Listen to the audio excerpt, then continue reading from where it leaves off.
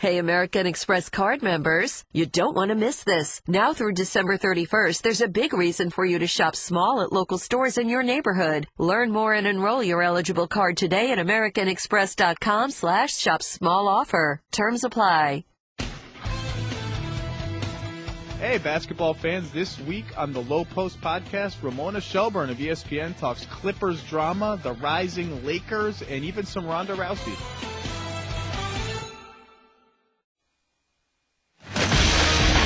This is Mike and Mike on ESPN Radio and ESPN2. I love what the Red Sox did today. They have David Price, they have Rick Porcello, and now Chris Sale. Would you trade 10 years of a really good player for one title? We're absolutely thrilled to have Chris Sale on board with us. We feel it gives us a chance to win now. If this wins the Red Sox a single championship, it was worth it. Absolutely right. Die Hard is a Christmas movie. It's not a Christmas movie. Not true. There's nothing Christmas about shoot the glass. Now, here's Mike and Mike. Well, that age-old argument has made its way back into our conversation this morning, and we have Michael and Jemele to thank for it. If indeed thank is the word you would use for it. One way or another, they're coming up in a half hour. They've started that debate again. Yeah. We've been arguing this forever. I believe Die Hard is a Christmas movie. I think it is not. And let me ask you this in this way. You can basically take that script and insert it to any holiday. He could be coming home for Thanksgiving. If he's a religious man, he could be coming home for Easter. You could insert it to any type holiday, and you could still have the same storyline. This just happened to be Christmas. So you can do it for any holiday, so it's not a Christmas movie. Christmas isn't themed anywhere outside of a holiday party to hold hostages. You could have found another way to get hostages. That movie could have been made during any holiday weekend. Let me make a counter argument to that. Okay. My favorite Christmas movie, and I think it's one of the greatest movies ever made, is It's a Wonderful Life. Right. It's a Wonderful Life is really about a man going back over and looking over his life and seeing all the things he has actually accomplished by getting the opportunity to see the world as it would have been had he never existed. If anyone says in my ear, spoiler alert, I'm getting up and I'm leaving the room. Okay? That could happen anytime. Yeah. That could happen anytime, but it's the greatest Christmas movie ever. So everything doesn't have to be about Christmas for something to be a Christmas more movie. The Christmas spirit. There's no Christmas spirit of Die Hard. It could have been the spirit. I disagree. I disagree. Then we will completely disagree. And how about when he says, "Now I have a machine gun too"? Ho ho ho. Oh yeah, that'll do it. Well, that's seal of approval. How about Adnan? Adnan Burke, who obviously has the podcast called Cinephile, and he is a big movie guy. He says Die Hard, not a Christmas movie. You want to talk about smarts for movie? You try to use my own son against me, saying he knows more about movies than I do. He says it's a Christmas movie. He's smarter than me, hence you think he's correct. Right. Well, Adnan is about as big a movie guy as can be. Right. Anywhere, forgetting even this company, and he says it is not a Christmas movie. But even the smartest of people are sometimes mistaken. In this case, Adnan has fallen victim to that. Mike and Mike presented by Progressive Insurance. Our guests, like Doris, Burke, will join us in a minute on the Shell Pennzoil Performance Line. Big news if you're just waking up. Actually, two pieces of news this morning. The more recent one just coming across. JPP, Jason Pierre-Paul of the Giants, is out for the year. He is undergoing surgery for a sports hernia. Right. He posted a picture himself on his Instagram page of himself going in for the surgery, Mike. So a Giants team that is sitting nicely positioned for a wild card has had something of an up-and-down year, but obviously won a lot more games than they've lost. Going into a huge showdown Sunday night against the Cowboys, will play that game and the rest of their games without one of their most important defensive pieces. As I said, you just look at the numbers, and sometimes it's not just sack numbers. 27 sacks, that's there are numbers that are better than that, but it's not always all about sacks. It's about pressures. And as far as those, there's two guys that have over half. He has 7. Olivier Vernon has 8, so they have 15 of the 27. But again, it's more about pressures as well, and that the athletic ability of that old NASCAR defense that they employed. They're kind of getting back to that a little bit on the pass rush side of it. So that hurts them. Do I think they were going to make a move? Listen, I could sit here and say no, but it's also a team that would get itself to 9-7 and be a wild card and win the Super Bowl. So you just get into the dance and you got a shot. But getting into it without a guy like that certainly hurts your cause. A significant loss. The other news coming across while we've been on the air this morning, Willie Taggart leaving South Florida. He got the job at Oregon. So a lot of those big openings have closed. Yeah, Baylor's closed. Matt Rule, the former Temple coach, and now Taggart in Oregon. You still have Purdue out there. Purdue's still open, I believe. Purdue's gone. I'm sorry. Purdue is gone. It was Jeff Brom. Right. I'm sorry. From Jeff Western Brom got that Kentucky. job. Absolutely. Yeah, a former quarterback. Yeah, I absolutely. Okay. So are we that about? Are we pretty much closed on all of the big openings? What are we waiting on at this point? Houston. Unless there's a change. That's Houston. right. So You're talking about Les Miles, that could Lane be Kiffin. Yeah. And we'll see. That's an interesting job. You know, it's not a Power 5 job, but it's a job where you can win games, or it's been shown you can win games. And, you got a nice little base there. What Herman built up, and if you get a name coach like that, like a Les Miles, like a Lane Kiffin, that could help keep that recruiting going and keep that team going. All right, we're Mike and Mike. Well, a lot in the hopper today, but let's bring in a person who I think it's pretty much safe to say has officially arrived as the single coolest person in sports. It's Doris Burke, who joins us on the Shell Pennzoil Performance Line. Good morning, Doris. Good morning, gentlemen. All right, let's ask the question that I think everyone really wants to get to the bottom of. We got tons of NBA conversation to have with you. We've got the biggest game of the women's college basketball season on the schedule tonight. But what the heck is going on with Drake? I mean, that's really the big question. This whole Drake thing with the shirt and the dinner invitation and everything else, it was a topic of conversation here for basically 2 days. We actually can go directly to you. What's going on here? Well, I would tell you that your question was my 22-year-old son's question when he saw the shirt as well. So what the heck is going on, Mom? And I said, son, I have absolutely no idea.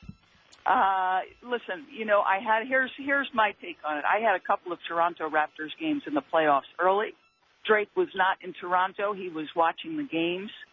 And during the Eastern Conference Finals, his seat location, guys, was maybe 3 or 4 rows in front of mine.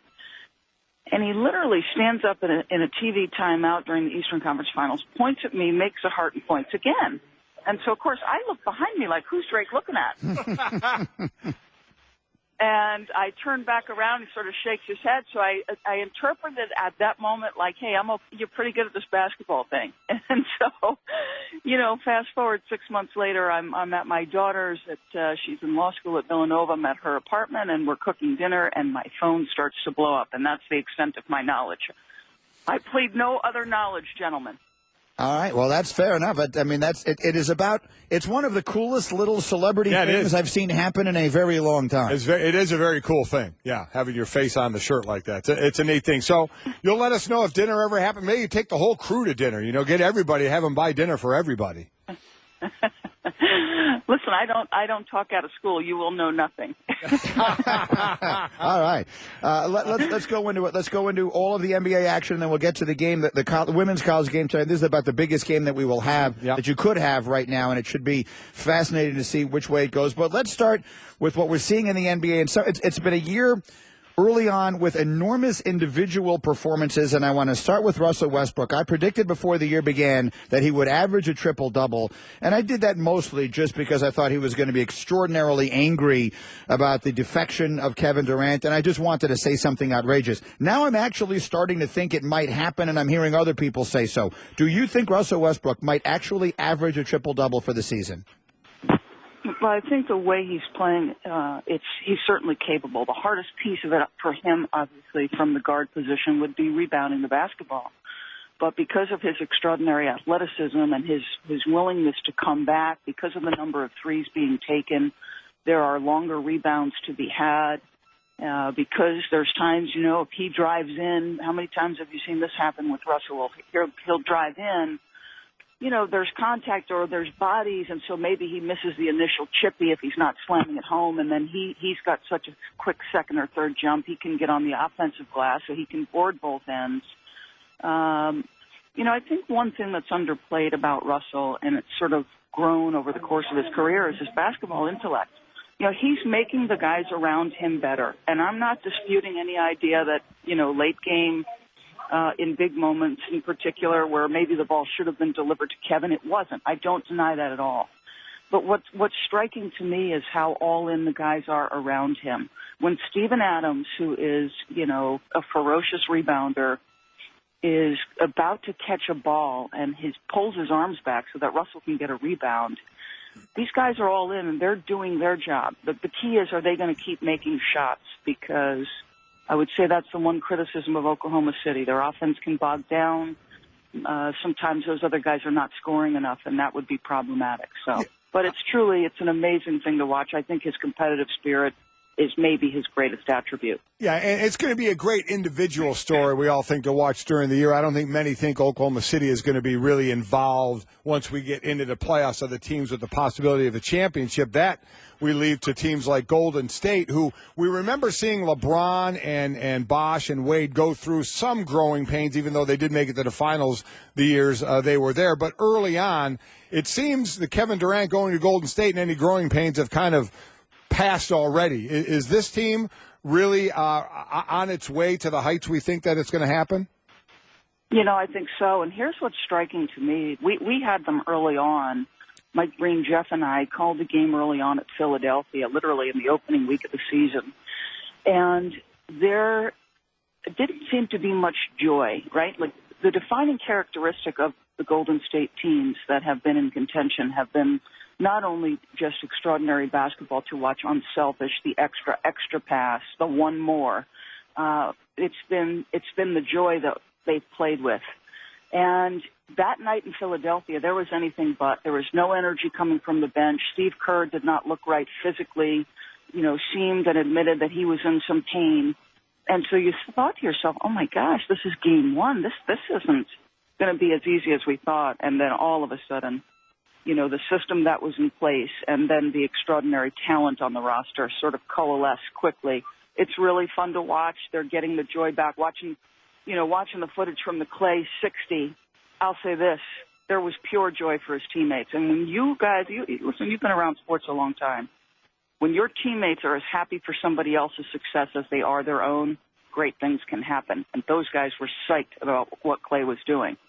I agree with you, and maybe I was sort of on an island on this thing yesterday. I thought they should have left him in. I'm not sure what would have been bad sportsmanship about leaving the guy in the game. That would almost be suggesting that the Pacers are incapable of stopping him. It's one thing to be trying to run up the score. It's another just to leave a player in the game who's playing great. Did you have an issue, or would you have had an issue with Steve leaving Clay in the game to play the fourth quarter? I would not have had an issue, and what I kept thinking of was, could you imagine if Phil Jackson or someone tried to take Kobe Bryant out at that point when he was rolling? No way. Yeah, I'm on your side. I'm glad that you said that. And out of the Warriors, it's obvious they're great, and it's obvious they're, at this point, a favorite. What is the Achilles heel? If something ultimately beats them, Doris, what's it going to be? I'm sorry, Mike, I didn't hear it. I'm at an airport with some noise. No problem. Yeah, we all recognize how good the Warriors are, and they are the favorite to win the whole thing. But if they don't, what is the Achilles heel? What will it ultimately be that beats them? Yes. I think that if somebody, and you're seeing the San Antonio Spurs play with more size, I think if somebody, could exploit the size that they have, you look at the front line of San Antonio with Kawhi and with Powell and with LaMarcus. At the 3, 4, and 5, they're really big. And if they could make use of that size and sort of continue to deliver the ball and just, sort of take over the painted area, as Hubie Brown might say, and could you expose them on the backboards and could you expose them defensively? Now, I don't know that Golden State's not going to try to get another piece. That'll be the interesting part of this, before it's all said and done. I know one thing Steve Kerr said he felt like he needed initially was another guard, which I thought was fascinating. He doesn't want to see Clay and Steph and those guys on the floor late game if it is a blowout because of long-term fatigue. I'm not sure they're going to stand pat. I don't know if teams will want to. That'll be really fun to watch. Well, as Doris Burke, again, you heard her say she's in airport. She's on her way to South Bend, Indiana, where in 1 versus 2 tonight, Connecticut and Notre Dame women's basketball. Notre Dame, AP, was number 1 to start the season, hasn't lost a game, and somehow were passed by Connecticut, which was preseason number 3, who was also undefeated. So Connecticut losing the top 3 players last year, went 1, 2, 3 in the draft. People thought maybe they'd be down a little bit this year. How is this game looking? What's striking to me, and I think we all had our perception skewed a year ago by the way Connecticut mowed down their opponents and because of the ease with which they did it. They do not win that easy. You know, all 5 players that are on the floor, and they're only about 6 deep, actually maybe 7, but it's much harder. In possession ball games, you're not sure where the ball is going. It's a little bit more of a grind. To use a Gino Auriemma term, they have to zig and zag a little bit. They're trying to minimize their exposure on the post. They've battled foul trouble, so it's just a lot harder. And I say this only half jokingly, like we need a complete reset if Connecticut were ever to win the championship. I'm opposed to the notion a year ago that their dominance is bad for the sport. Completely opposed. What they did last year was beautiful. It was beautiful basketball. It was pure. It was fun to watch. But there are other teams, and I would count the Irish among them, that are deeper and as talented. And I don't know how much the Gino Auriemma factor is worth in a game. I could never quantify it with points. But he's the best coach in the country, and it's by a wide margin. But I like the Irish's chances. As always, they're an incredibly good offensive team. They've added some really nice young pieces. I talked to Muffet 2 nights ago, and she is really excited by Jackie Young, big-time athlete, can fill up a box score. You know, they've got experience at point guard position with Lindsey Allen. I think the Irish win this at home, I think. But I'll tell you, the Connecticut, I don't know whether it's the Aura or the Auriemma, but it's pretty special. Well, I'm going to find out tonight. It's 7 o'clock Eastern time on ESPN2. Again, UConn has won 82 consecutive games. Could the streak come to an end tonight? Doris, travel safe. We always so appreciate the time. Thank you. See you soon. Thanks, Doris. Thanks for having me, guys. Doris Burke with us on Mike and Mike, presented by Progressive Insurance. I think she may be the coolest person in sports. You know what we need here, Mike? We need a wager. You need to bet somebody on this game. No! She just picked Notre Dame. No! We just picked Notre Dame. We need you to make a bet. Lobo every year wants to get to the NCAA now tournament. you finally have a chance. I still owe her from last year. You finally have a chance. Notre Dame. Doris just said she thinks that Notre Dame is going to win. UConn has been unfairly good the last few. People have suggested they're too good for the sport. And I don't the even last care few about years. the 82-game winning streak. Notre Dame is used to breaking winning streaks. Right. So, This is Digger Phelps all over again. Yeah. They broke UCLA. You know who's and now awfully they can do silent? it. Rebecca Lobo. She's awfully silent out there. Where is she? I don't know. Get Rebecca on the phone. We need to. Are you willing to make a bet? No. Well, then I don't understand what you're saying. I just was saying it to say it. I'm tired of losing bets. But now you have one you might actually win. I know, but then I might not. we still haven't had the pieing that's gone on here. There's a lot of things. That's on Magic's G6. That we're missing. Yeah, we got to get Magic Johnson over here. Anyway, that game is tonight, 7. Great basketball tonight on the family of networks. We got the NBA doubleheader on ESPN, which starts with LeBron at the Garden. Right. And we have the women's college basketball game of the year to this point, and maybe all year, with Notre Dame against UConn. Again, the UConn women with an 82 game winning streak. It's unbelievable when you think about it. Okay, let me get a couple of other things in here. All right. I asked Buster Olney a question earlier this morning. There was a little tiny story yesterday amidst all of the news coming out of the baseball winter meetings. Obviously, the big story is the trade of Chris Sale to Boston, and the Red Sox gave up a lot. They gave up the best prospect in baseball, plus a pitcher who throws 105 miles an hour. So the White Sox may have made out very well in that deal. And then buried in the fine print, if you will, coming out of the winter meetings, was a change in the way the voting for the Hall of Fame is done. Right. The Baseball Writers Association of America has always, their members vote for the Hall of Fame, and their ballots, if you will, have always been private. They don't have to reveal whom they vote for. Now, many of them, I was about to say most of them, I'm not sure if that's accurate or not, do tell you. I mean, our guys generally all do, and most of them I do. I think most writers who write for newspapers will publish, but not everyone does.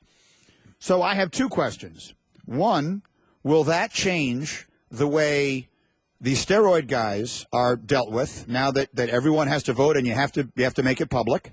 The second, will it now mean we have the first ever 100% vote, which is to say, who wants their ballot to be made public and say, yeah, I didn't vote for Derek Jeter. I didn't vote for Mariano Rivera. Right. I didn't vote for whomever it is that would seem to be the ultimate no-brainer. And their only reason being, well, nobody else has been 100%, so I'm not. You're going to have to give a reason is the point. It's going to be their dumb reason. I guess. Yeah. So my question would be, do you think that will happen? Will that be a byproduct of this? Again, it's going to have to be, do you – Well, I guess it comes down to the individual. I mean, you obviously are doing that vote with a reason. So, and even when guys are left off the ballot and we get mad at a voter, a lot of times that person says who they are as well. Yeah. And we end up knowing their name and ripping them or whatever. So I don't know how big a deal this is because we usually find out both positively and negatively what the votes are anyway. Well, who was it that got in? Was it Junior who was like insanely close to being unanimous? 3 votes short. It's funny. I think I should remember this, but I don't. Do we know who the 3 votes came from? Did those 3 voters make themselves public? That's what I don't remember. Right. So that's the question. Do those 3 writers now? That's interesting. Now that everyone is going to know who they are, do they not do that? That to me is the interesting one because I think as far as a steroid, it's going to have to be a change of the train of thinking, and I think eventually we are going to get there. I just think it's almost accepted that some people aren't going to make somebody 100%. I think it's ridiculous. The change of thinking you're talking about, by the way, better happen fast because you only get to be on this ballot now for 10 years, and Roger Clemens and Barry Bonds, that's coming up. It's coming up. Yeah. So unless this change in line of thinking results in also ex post facto changing that rule and saying, because of the extenuating circumstances, we're going to vote these guys in 18 years later, they got to make that decision pretty soon. I guess overall, I would say I don't think it being public is going to make that much of a difference, in my opinion. This year, Justin Verlander, as you may remember, was left off of 2 Cy Young ballots. Mm-hmm. And if you don't remember that, just go back to Kate Upton's Twitter feed. Yeah. She was quite upset about it. Woo! All right, Michael and Jemele are on their way here. Unwittingly, they kicked off another huge fight here this morning, and I'm pleased to say my side is winning. They're on their way after this word from Tommy John. Mike, the holidays are here. That means crowded malls, packed parking, and long lines. So you want to be as comfortable as possible through it all with Tommy John, the revolutionary men's underwear brand that never rides up. With their incredible state-of-the-art design, time-saving, horizontal, quick-draw fly, Tommy John has truly evolved underwear. No other way to put it. They're always thinking of new ways to help guys feel more comfortable, like patented moisture-wicking undershirts that never shrink or come untucked, innovative socks that are engineered to stay up all day, and so much more. Plus, all Tommy John underwear is backed by the best pair you'll ever wear, or it's free guarantee. Right now, you can give the gift of this incredible comfort to yourself or someone else with an exclusive discounted holiday gift bundle from Tommy John. Go to TommyJohn.com. Save 20% on your first order with the promo code Mike. That's promo code Mike, 20% off only at TommyJohn.com. That's TommyJohn.com. Back after this, Mike and Mike.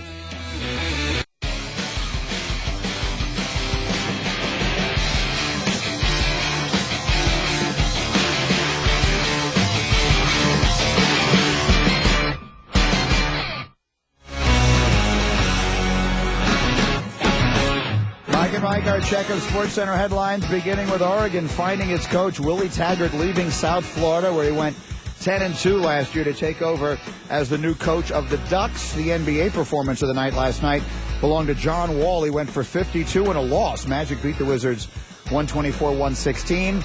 The big deal at the winter meetings yesterday, we'll talk about that in a moment. Red Sox acquiring Chris Sale from the White Sox in exchange for 4 prospects, 2 of whom are hugely touted.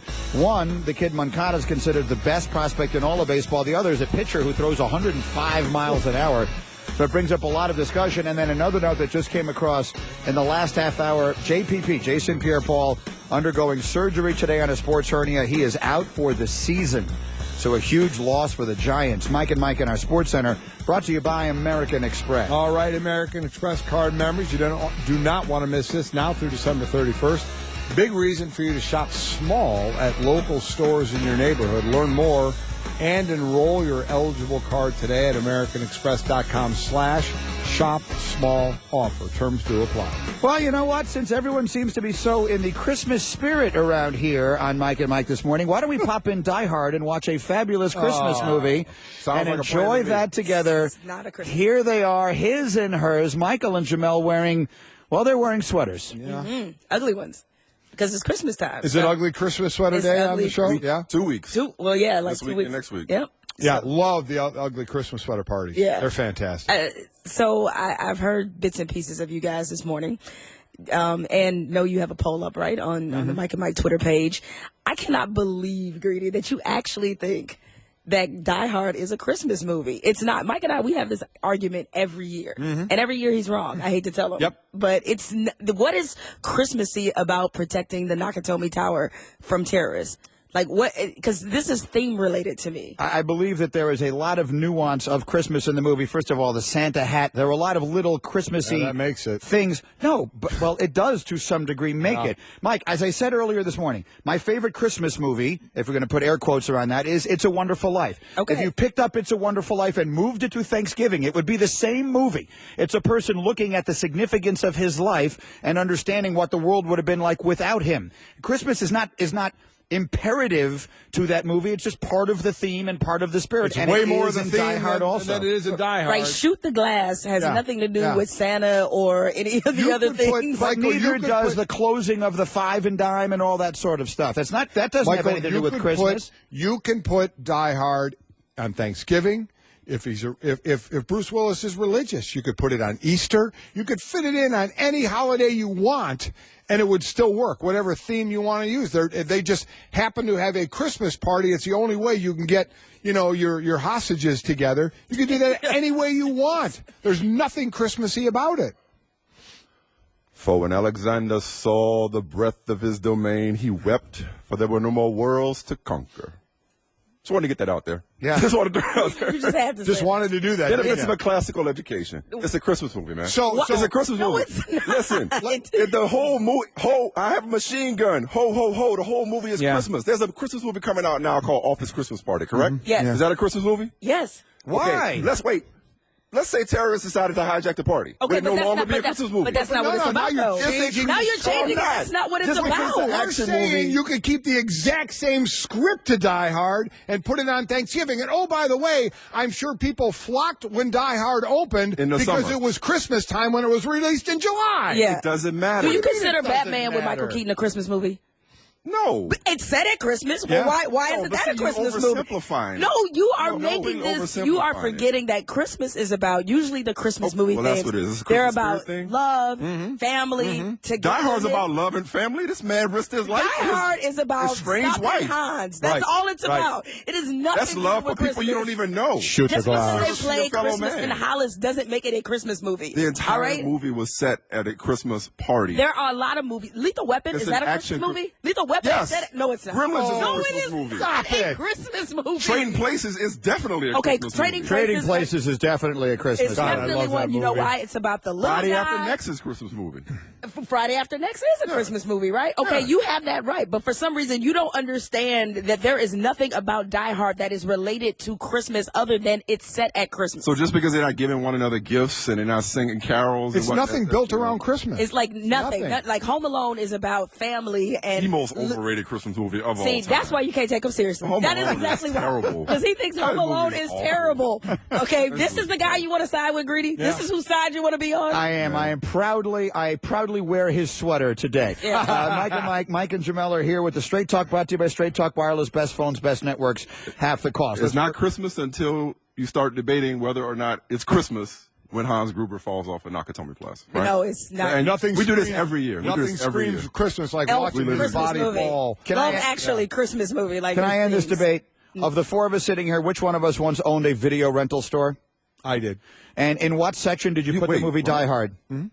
You own it. In which section did you put the movie Die Hard? Listen, you can't just ask the question. I'm asking the question. No. What? No, you're obfuscating. In which No, I'm not. section did you put the movie? I'm going to explain to both of you what You're we did. explaining nothing. That's pretty Have damning. a witness That's just pretty answer the question. No. Treat the witness like a hostile. Exactly. I said danger. You said Listen, great. Kato Kalin, where did you put the movie? In the action section. No! That's not what you said earlier this morning. You were Because- contradicting your own No, I testimony. am not. I said the exact same thing there. It's in the I action. know what I said. You It's don't have in to the have. action section, and then around Christmas, because of people like Michael Smith and Greenie, who these people that mind-numbingly think it's a Christmas movie, I take advantage, Jemele, of their stupidity, and I take it out of the action section, and I put it in the Christmas section, and I buy 3 more copies because I know fools like you are going to walk in and say, I'm going to rent this Christmas movie, and you know what I'm going to do? Cha-ching, cha-ching, cha-ching. That's a great Christmas spirit you have. There you go. Well, I'm very proud of you. Okay, Mike and Mike, I want you guys to answer a question that I brought up earlier this morning. I think it's an interesting one, and I think it may be franchise dependent, but this is a question as a fan. Because there is a lot of thought that the Red Sox gave up everything to get Chris Sale, who's a terrific pitcher. If you watch his delivery, he looks like he's an injury waiting to happen. But let's just frame the question this way. What are you willing to give up for one championship? What is the value as a fan of one title? So some are saying they gave up too much.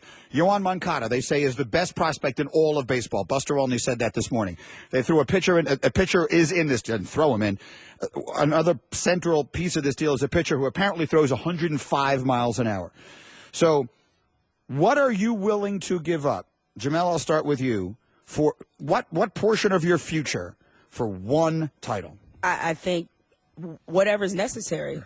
Because here's the thing. I think on some level you do have to operate a franchise as if tomorrow is not promised. And Dave Dombrowski, I'm a Tigers fan, so I'm very familiar with his approach to free agency. And for that matter, you see what the Tigers did. They went all in. And even though certainly they went to the World Series, it didn't yield the championship that obviously us fans would have liked to see them get. But they were relevant. Have been relevant for years because of the money that was spent. And I will take that. I will take going for it every time.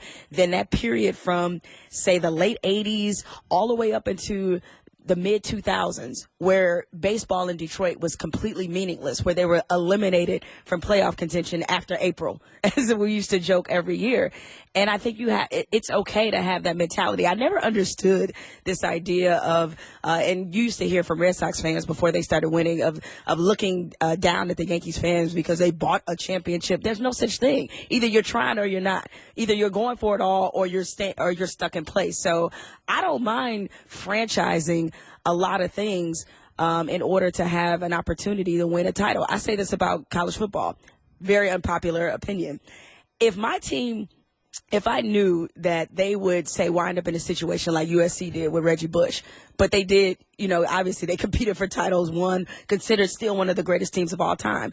Despite whatever happened with the NCAA, we still remember them as one of the greatest teams of all time. Yep. That's not being taken away from a memory standpoint. So if my team or my school got caught cheating, look, at least let it be worth it. At least let us have competed for something that, I'm not suggesting they should go out and cheat, but it's just sort of the same mentality. Like, hey, tomorrow's not promised, so you might as well push your chips to the center of the table every time. I think it's franchise dependent. It's circumstance dependent. I don't know that you can ask. I appreciate the question, but I don't know that you can necessarily give a broad enough answer to cover every single trade scenario. In this situation, Chris Sale's contract is practically criminal when it comes to the bargain that they're going to have him for the next several years relevant to his production. So that drove the cost up. Okay, he's under their control for another 3 years at great salaries.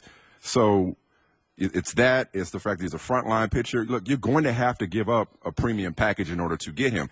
And you're in Boston. Like, I spent, most of my adult life in that city. So I know the pressure that's on that team. I know the pressure that's on that franchise, even having won 3 championships in recent memory. So in this situation, I think it's a good trade for Boston, even if you are giving up premium prospects, including the number 1 prospect in all of the country. Do either of you think the situation Sale had with the shouting with Kenny Williams under the Adam LaRoche thing, or probably more childish, like, obviously, because at least the LaRoche thing, he's sticking up for a teammate. The cutting up of the uniform was ridiculous. Do either of you think any of those things had an influence on them saying we want to part ways here? I'm sure it was a factor, but I'm sure they weren't like throwing a pity party for themselves. Yeah, they were like, exactly. I don't think they were heartbroken. Christian Avery. Right. Well, they weren't upset that he was going out the door, but it wasn't they got a great package. I was going to say it wasn't going to be a deal where they were giving away for cents on the dollar. But that was the case they just traded him last year. Exactly. But they got a deal that made sense for both teams. Even if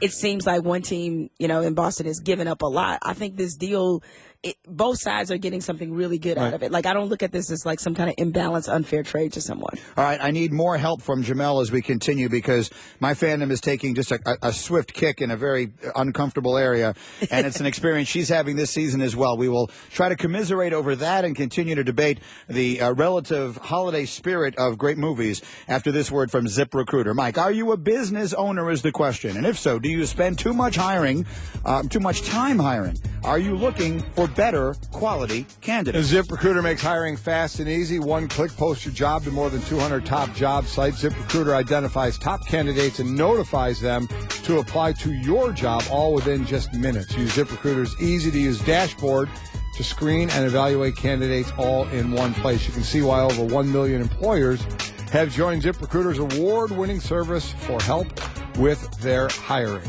Now, right now, listeners can post free with their exclusive offer. Go to ZipRecruiter.com/Mike. That's ZipRecruiter.com/Mike. One more time to try ZipRecruiter for free. Go to ZipRecruiter.com/Mike. Back after this on Mike and Mike.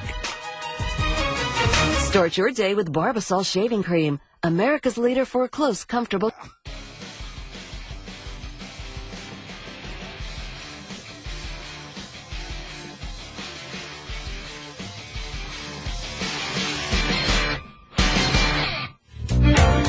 Wait a minute.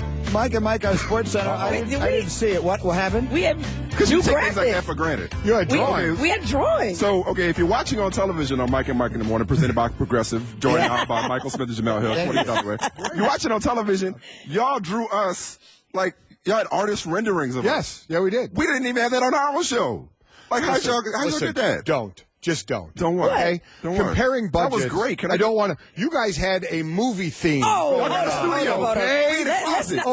Let's not even get into this. Okay, you play that game? What? Yeah. No, you do Y'all not want to pocket go. play, boy. Let's not even trip like that. Are you kidding me? If we want to talk about doing any of that in the studio, it's got to. We get turned down. We're making a movie studio. We have been on like 75 road trips this year. Are you kidding me? Running down. We got a man on fire. We drug Greedy. We tried to set Greedy on fire and they wouldn't let us.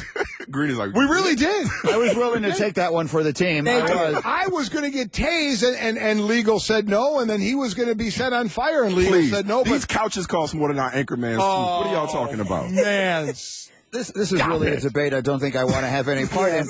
But I will say, because I don't think I've actually seen either of you in person since then, the Boys in the Hood one was off the charts. Was off the charts. Fantastic. And I tell you, and I told her, Carrie stole it. I mean, Carrie Champion was great. Unbelievable in that. Because she wasn't acting. Did you guys, Minus smoking. She doesn't smoke. did you guys happen to shoot it like regular and then, cut? You know what I mean? Did you guys shoot it with the actual verbiage in it just to have? In terms, what do you mean? In terms of cussing? The cuss words? Yeah, we always cuss. We don't do it if we can't cuss. Yeah, we always cuss. Just bleep it. We recorded it. We filmed that right before the show. That's like a half hour. Okay. And that was a real 40. Yeah. It wasn't that even better. It was awesome. At my desk, should you have a rough day here. Well, I mean, in my case, a 40 would be gone already. In Golic's case, it's more like a 60. Sports Center brought to you by Burger King. I don't know how it's even possible, but right now at Burger King, you can get 3 pancakes for 89 cents. 3 hot, fluffy, golden pancakes for just 89 cents. Unbelievable, but true. 3 pancakes, 89 cents, only at Burger King. Limited time only. Price and participation vary. Just very quickly, because I didn't get a chance to see the show the last 2 days. Either of you have any overwhelming problem with the 4 teams that got in with the college? And or do either of you think anybody beats Alabama? I don't think anybody beats Alabama. Same here. I did have a problem. I think we both did. We did have a problem with Penn State being excluded. For who? Ohio State. Yeah. Realized that Ohio State had a very impressive resume, but it was just it's interesting to me how you conveniently look at wins and losses depending on who you consider to be the better team. Ohio State's a very good team, but this idea that they were hands down, without question, the second or third best team in the country, I think that's a bit of a stretch. They were, by and large, dominated by Michigan. By and large, I think. Yeah. And Michigan made some costly mistakes. Ohio State certainly deserved to win that game. They almost lost to us. Yeah. We know how bad Michigan State was. The 2-point conversion actually changes the season. Exactly. And Penn State whooped up on you guys. Pretty Penn good. State, I mean, and we saw what their passing game is capable of against Wisconsin. And I know everybody's going to point to the Michigan loss and say, well, they lost by 40. I don't think Michigan would beat them by 40 today. If you want to sort of make this sort of these hypotheticals that kind of come into play at this point in the season. And we forget that other loss to Pitt. Pitt beat Clemson. Right. So I don't know. It just feels a little it just feels a little wrong to me to say all year that the Big Ten is the best conference in college football, and the team that actually won the conference is not the one represented in the playoff. I just prefer to put the 4 most deserving teams as opposed to the best teams in, which is way more subjective, and deserving and best are not the same thing, especially in the case of Penn State. Like, in your opinion of 12 committee members, Ohio State is better. And you can debate that, and you can debate that based on their wins against teams that, in your opinion, are high in your rankings. But deserving, to me, is Penn State. They won the best conference and beat Ohio State. So there doesn't have to be this hypothetical about, well, who's better? You saw them play. They beat Ohio State. That's got to count for something. Listen, I agree. I tweeted it out that morning that I would put Penn State in, but I said the committee won't. Right. And the committee solidified that by having them Ohio State number 2 the week before. They were going to drop from 2 to out. And, Right. and I'm with you. I agree. But they were going to drop from 2 to out, but they flipped Clemson and put them ahead of Ohio Yeah, State. which meant nothing. Right. Because 2 and 3 play each other. Right, but in their opinion, the weight of the conference title, it factored in there That's as a the whole tiebreaker thing. between those two. That's the whole thing of 12 human beings being subjective, though they did throw it into the BCS computers, and it did come out basically the same way. Yeah. Actually, the BCS had Ohio State number 2. So even with the computers. Because it all just basically comes down to just how significant in this day and age of unbalanced schedules and 2 divisions you actually think winning a conference championship is. If you just line up all of one team's wins and the other team's wins and exclude the words conference championship, maybe you would argue Ohio State had better wins. They beat Michigan. Penn State didn't. They beat Oklahoma. Penn State didn't play them. They played each other. Penn State won. Let's put all that into the hopper. The conference championship itself, if there was one thing I think the committee said this year that had never been said before, is that doesn't matter because they took a team from a conference that didn't win the conference championship and left out the not an conference. overwhelming factor. I mean, I wouldn't say put Oklahoma in because it won a conference title over Ohio State. No, but Penn State beat Ohio State. That to me is the biggest thing. Just to the optics of the Big Ten, just what you said, they're the best conference. There's the winner of the conference and beat the number 2 team or 3 team in Ohio State and aren't in it. It was interesting. Urban Meyer on our show said, if we did not play and beat Oklahoma, he said we would not be in the Final Four. Which could beg the question, should it have been Penn State and Ohio State instead of Washington? That would have been an entirely different one, and unfortunately it's one we don't have time to dive into now. These guys live at noon Eastern today on ESPN2 for the next couple of weeks. Great to see you as always. Yeah, Die Hard is not a Christmas movie. Die Hard is a Christmas movie. Ho, ho, ho. Tim Legler on his way back in shortly. Mike and Mike. Humbug. The holiday season is upon us, and it's time to get serious about your shopping. Never fear, Sport Clips Haircuts Holiday Halftime Giveaway is here. Finish off your gift list or splurge on yourself because Sport Clips is giving away $500 cash every day now through December 16th. Visit sportclips.com/holiday to register for your chance to win. Sport Clips, it's good to be a guy, especially during the holidays. No purchase necessary. Ends 12/16. Must be 18 or older to enter. Subject to official rules at sportclips.com/holiday. Void where prohibited. Scupper inside ESPN.com here on the latest edition of Hockey Today, the podcast. We hear from Jack Eichel of the Buffalo Sabres. Glenn Healy drops by to talk Olympics. And Bob Hartley drops by to talk about what he's up to these days. Penn State has won 9 straight, the Big Ten title, and are ranked 5th in the nation. USC awaits winners of 8 in a row. The Rose Bowl game presented by Northwestern Mutual, January 2nd at 5 Eastern on ESPN Radio.